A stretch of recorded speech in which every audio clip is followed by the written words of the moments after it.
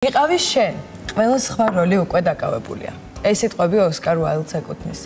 ხშირად მას რომანტიზმის ერთ-ერთ უკანასკნელ წარმომადგენელს უწოდებდნენ. დღემდე ლიტერატურის კრიტიკოსები მიიჩნევენ, რომ ირლანდიელი მწერალი ფლობდა უნიკალურ ნიჭს. უკვე დამკვიდრებული ფორმა სრულიად ახლებური ემოციური მუხტით შეიცვალა. დღეს ოსკარ უაილდის დაბადების დღე და გვინდა რომ შემოგთავაზოთ სიუჟეტი ამ თემაზე, რომელიც თქვენთვის ჩვენმა ჟურნალისტებმა მოამზადეს. ნახოთ სიუჟეტი. მე გენიალური ვარ. უბრალოდ ეს ჯერ არავინ შეამჩნია.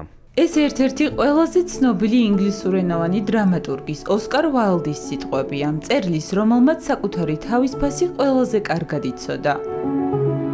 1854 წელს დუბლინში განათლებულ და შეძლებულ ოჯახში გამორჩეული იუმორის, ინტელექტისა და განსხვავებული გემოვნების ბიჭი დაიბადა. ახლობლებს პატარა ოსკარი გენიოსად მიაჩნდათ. მას შეეძლო სამწიგნიანი ნოველა 30 წუთში გადაეკითხა და მოეყოლა. მომავალი მწერალი და დრამატურგი 9 წლის ასაკამდე სახლში სწავლობდა, კითხულობდა მხოლოდ ისეთ ლიტერატურას, რომელიც მართლა აინტერესებდა. შემდეგ იყო ოქსფორდი, სადაც ოსკარ უაილდმა საკუთარი თავი ბოლომდე გამოხატა. აქედან დაიწყო ეპატაჟისადმი სიყვარულიც, ატარებდა ყვავილებს ქურთუკზე, ციტირებდა ბერძნულ კლასიკას და ამით ყველას აოცებდა. უკვე 1890 წელს გამოსცა თავისი ყველაზე ცნობილი რომანი დორიან გრეის პორტრეტი. ამბავი ახალგაზრდაზე, რომელიც საკუთარ სილამაზეზეც კი ეჭვიანობდა. წიგნმა საზოგადოებაში არაერთგვაროვანი რეაქციები გამოიწვია.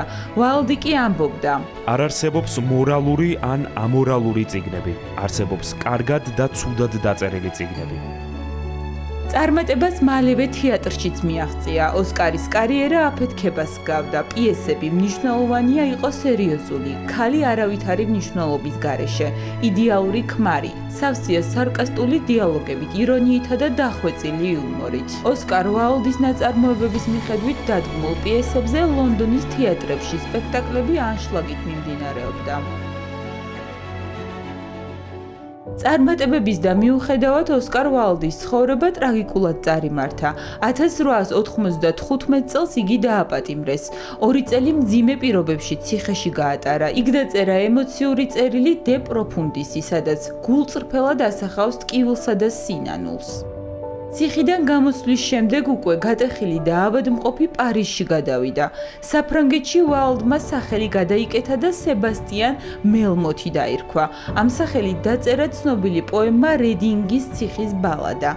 ახალი რომანის დაწერიდან მალევე გამორჩეული დრამატურგი ოსკარ უაილდი 1900 წლის 30 ნოემბერს 46 წლის ასაკში მენინგიტით გარდაიცვალა. ის პარიზში დაკრძალეს და მის საფლავზე ფრთიანი სფინქსის ქანდაკება დადგეს. მოგვიანებით გაჩნდა ლეგენდა, რომ ვინც ამ სფინქსს აკოცებდა, სამუდამო სიყვარულს იპოვნიდა და აღარასოდეს დაკარგავდა. ეს ლეგენდა დღემდე ცხოვრობს.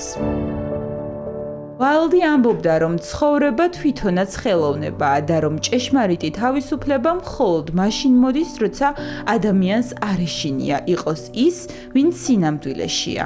იყავი შენ. ყველა დანარჩენი უკვე დაკავებულია.